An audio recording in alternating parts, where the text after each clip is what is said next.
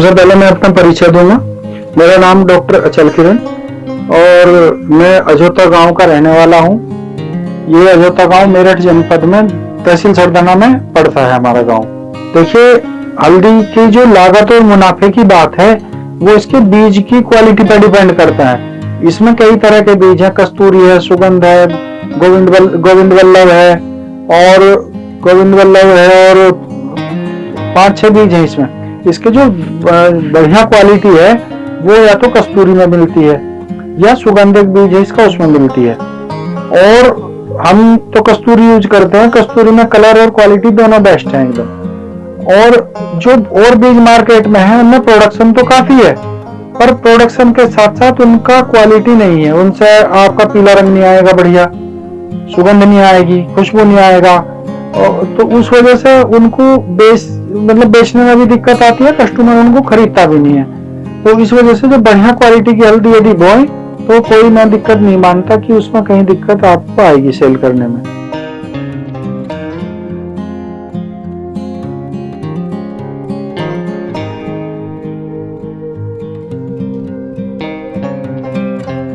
जहां तक खेत की तैयारी की बात है, सबसे पहले तो हल्दी नहीं, कोई भी फसल किसान यदि बोए तो उसे कुछ अवेयरनेस की जरूरत है। सबसे पहले किसान अपनी मिट्टी को टेस्ट कराए, कहीं भी भले लैब में टेस्ट कराए या प्राइवेट लैब में टेस्ट कराए। जब तक वो टेस्ट नहीं कराएगा किसान अपनी मिट्टी को तो अच्छी फसल की उम्मीद नहीं होती।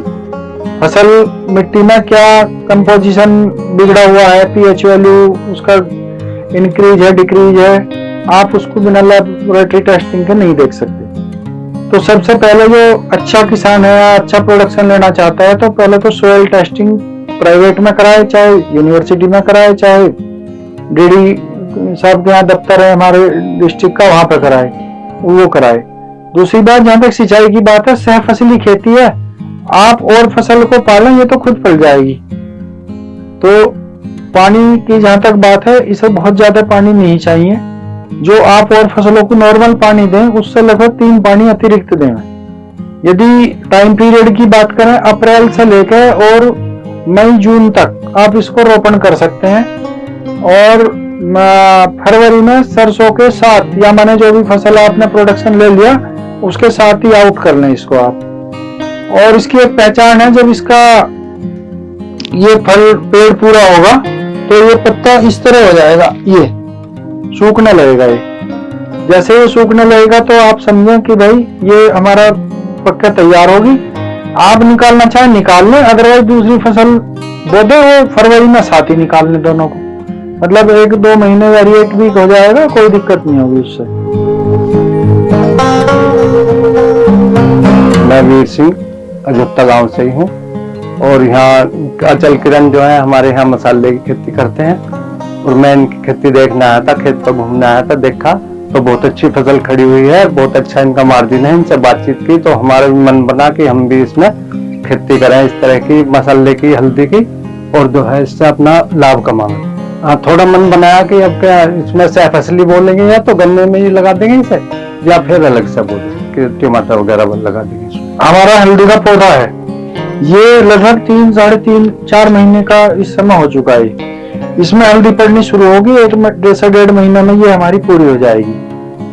और ये इसकी हल्दी है, ये इसका पार्ट है जो जिसे हम हल्दी बोलते हैं। ये इसके पत्ते हैं, ये इसका मतलब जो है ये रूट पे डेवलप होती है, ना कि पेड़ के ऊपर। ये जो इसका पत्ता है ये कंपनियों द्वारा ये भी यूजफुल होता है और ये भी सेल होता है।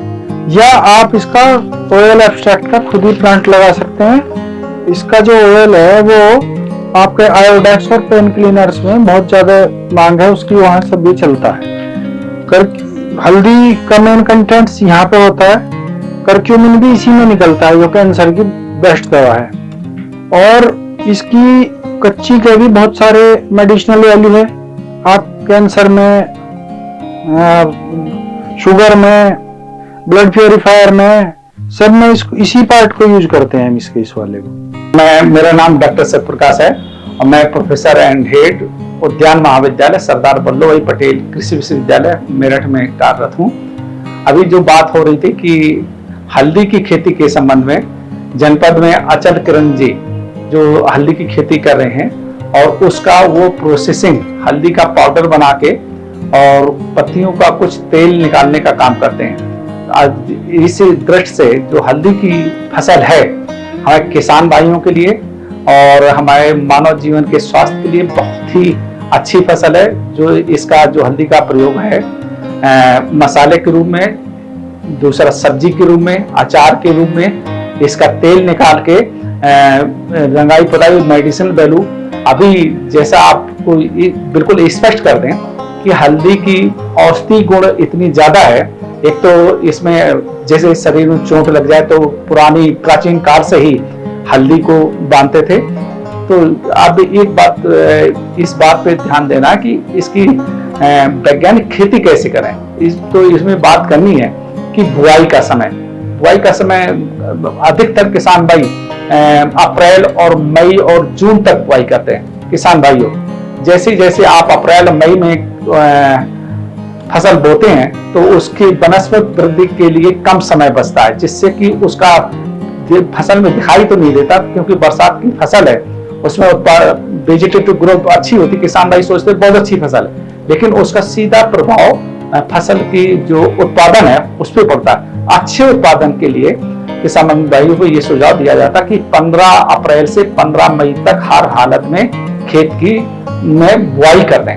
बुआई के लिए अच्छा उत्पादन कैसे मिलेगा, तो हमें खेत की तैयारी करनी है। खेत की तैयारी के समय जैसे आप भी बात करें कि जो पोषक तत्व प्रबंधन है, पोषक तत्व प्रबंधन के लिए ये निश्चित तौर पे हम कह सकते हैं जो जड़ वाली या कंद या जमीन के अंदर वाली फसलें हैं उनके अच्छे उत्पादन के लिए गोबर की खाद या ऑर्गेनिक पदार्थ की मात्रा पर्याप्त मात्रा में होनी चाहिए। तो इसके अच्छे हल्दी के उत्पादन हेतु सुझाव ये दिया जाता कि 15 से 20 टन मतलब 150 से 200 कुंतल गोबर की सड़ी खाद प्रति हेक्टेयर की दर से खेत तैयारी के समय मिक्स कर दें। इसके अलावा जो नाइट्रोजन, फास्फोरस, पोटास, एनपीके की मात्रा जो है इसके लिए 120 किलोग्राम नाइट्रोजन, 80 किलोग्राम फास्फोरस और पोटास की मात्रा 100 से 120 किलोग्राम पड़ती है। अब आप सोचेंगे पोटास की मात्रा इसलिए ज्यादा करते हैं कि जो जमीन के अंदर विकसित होने वाली फसलें हैं उसमें पोटास का रोल बहुत महत्वपूर्ण है। तो ये जो बात की कि अप्रैल से मई के बीच 15 अप्रैल से 15 मई के बीच में खेत तैयारी करके इसकी रुपाई कर दें, मतलब बुआई कर दें।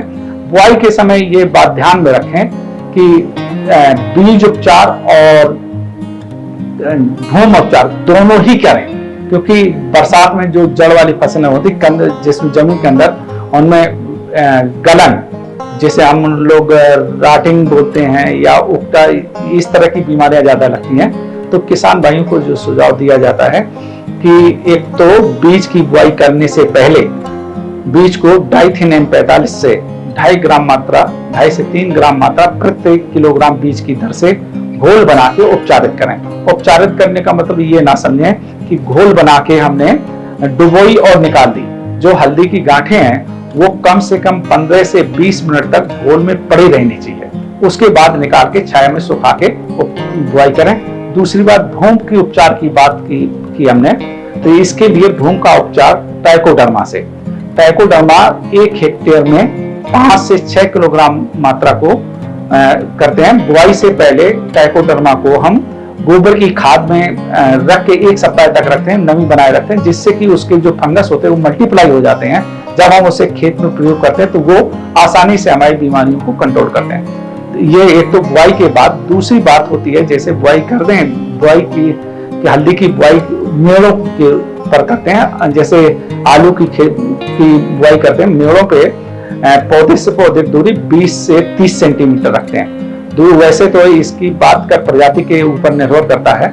जब ये बुआई के बाद जमाव होता है उस समय मई और जून गर्मी का महीना होता है, उस समय बहुत गर्मी ज्यादा पड़ती है। तो उस समय गर्मी से बचाव के लिए किसान भाइयों को सुझाव ये दिया जाता है कि हल्दी की बुआई के बाद मल्चिंग करते हैं। मल्चिंग कौन सी? कार्बनिक पदार्थ जैसे पुआल है, गन्ने की पत्ती है, इससे मल्चिंग करते हैं। जब जमाव हो जाए तो उस पत्ती को हटा दें। यदि ऑर्गेनिक मल्च है तो उसमें गल भी जाएगा। दूसरा, पत्ती चौड़ी ज्यादा होती है तो पानी की थोड़ी आवश्यकता ज्यादा होती है। जब तक बरसात ना हो तो सिंचाई भी करते रहें। इस तरह से किसान भाइयों, जब हम हल्दी की बुआई कर देंगे, उर्वरक प्रबंधन कर देंगे। जो उर्वरक प्रबंधन ने बताया था, नाइट्रोजन की आधी मात्रा, फास्फोरस पोटास की मात्रा खेत तैयारी के समय मिला दें। जो नाइट्रोजन की आधी मात्रा बची है वो 45 से 50 दिन के बाद और 60 से 65 दिन के बाद उसे 2 भागों में बांट के उसका प्रयोग करें। तो हल्दी की फसल जैसे वनस्पतिक वृद्धि होगी तो उस समय 2 बातें होती हैं। हल्दी की पत्तियों पे कभी कभी झुलसा नामक बीमारी होती है, जिससे पत्तियों प्रकाश संश्लेषण क्रिया ना हो पाने के कारण भोजन नहीं बना पाती हैं। तो इसके लिए जैसे खेत में बीमारी के लक्षण दिखाई दें तो डाइथेन M45 जो फंजीसाइड है, फफूंदी नाशक है, उसका डाइथेन 2.5 से 3 ग्राम प्रति लीटर पानी की दर से घोल बना के छिड़काव कर दें। इसमें कीट का कोई प्रकोप नहीं होता है। जैसी फसल वृद्धि होती रहे, समय समय पे कल्चरल जो खरपतवार नियंत्रण है, निराई गुड़ाई ये करते रहें। नवंबर में, अक्टूबर से नवंबर के समय क्या होता है कि इसकी पत्तियां जो सूखने लगती हैं, तो ये लगता है कि हल्दी की फसल तैयार हो गई। ऐसा ना करें। उस समय पत्तियां तो सूख जाती हैं, जैसे नवंबर दिसंबर में तो लगता है पत्ते गिर गई। लेकिन यदि हम उस समय खुदाई कर देंगे तो जो हल्दी में मुख्य तत्व है वो करक्यूमिन है। करक्यूमिन की मात्रा, जो पीलापन होता है उसकी मात्रा कम होती है, तो अब उससे जो हमारी हल्दी की गांठों या हल्दी की गुणवत्ता वो निम्न स्तर की हो जाती है। तो ये किसान भाइयों को सुझाव दिया जाता है कि गुणवत्ता बनाए रखने के लिए नवंबर में इसकी खुदाई ना करें, पत्तियां सूख जाने दें। उसके बाद जनवरी और फरवरी में इसकी गांठों की खुदाई करें। खुदाई करने के बाद में आसानी से इस तरह से खुदाई करें कि उसकी जड़ें कटने ना पाए, और सफाई करके गांठों को धूल और जो अतिरिक्त जड़ें होती हैं उन्हें अलग करके, इस तरह से यदि हम हल्दी की वैज्ञानिक खेती करें तो निश्चित तौर पे यदि खुले रूप में से, मतलब खाली खेत में हल्दी की खेती करते हैं तो इसका उत्पादन 230 से 250 कुंटल के बीच में होता है। हाँ, एक बात और रहेगी कि प्रजातियों का बहुत कुछ निर्भर करता है फसल की उत्पादन के ऊपर। जो सरदार वल्लभ भाई पटेल कृषि विश्वविद्यालय है, यहाँ से 2 प्रजातियां वल्लभ शरद और वल्लभ प्रिया विकसित की गई हैं। इसके अलावा जो हल्दी की प्रजातियां हैं, रोमा, रश्मि, पंतनगर की प्रजाति, पंत पीतप, रंगा, रश्मि, सुदर्शना, ढेर सारी प्रजातियां हैं। तो इनका आप अपने उपलब्धता के आधार पे प्राप्त करके बुआई कर दें। जो हमारा विश्वविद्यालय है, यहाँ से भी हल्दी का बीज उपलब्ध होता है। जो विश्वविद्यालय से विकसित प्रजातियां हैं उनका बीज आप फरवरी और मार्च में आसानी से प्राप्त कर सकते हैं। तो इस तरह से किसान भाइयों, हल्दी की जो खेती है प्योर, जो हमने बताया केवल एक फसल के रूप में तो 230 से 250 कुंटल लेते हैं। इसके अतिरिक्त किसान भाई जो आम के बाग हैं, जो पुराने बाग हैं, और उनके आपने देखा हो पुराने बाग कुछ पौधे सूख जाते हैं तो बीच में खाली जगह पड़ी रहती है, या जो पुराने बाग हैं वो दूर दूर लगे हुए हैं, पार्सली आंशिक छाया वाले क्षेत्रों में भी हम अतिरिक्त उत्पादन के लिए हल्दी की खेती कर सकते हैं। उसमें भी जैसे आम के बाग हैं उनमें हम हल्दी की खेती, वही विधि, उत्पादन तकनीकी वही है कि अप्रैल और मई के महीने में बुआई कर दें।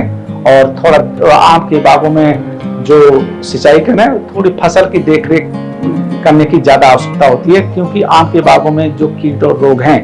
देखिए, ये हमारी जो प्रोसेस यूनिट है, इसमें कुछ मशीन लगी हुई हैं जिनके बारे में मैं आपको जानकारी दूंगा, इनसे काम हम कैसे करते हैं। हल्दी के 2 मेथड हैं काम करने के। एक पाउडर फॉर्म में लानी होती है डायरेक्ट मशीन के थ्रू, एक गांठ की फॉर्म में लानी होती है। तो ये हमारा जो सबसे पहले हमारे यहाँ कोई भी सब्सटेंस आता है उसके लिए ये रबिंग कम वॉशर मशीन है, इसे बोलते हैं रबिंग कम वॉशर। तो ये क्या करता है, हल्दी की छिलके को उतारने के साथ साथ उसकी धुलाई करता है।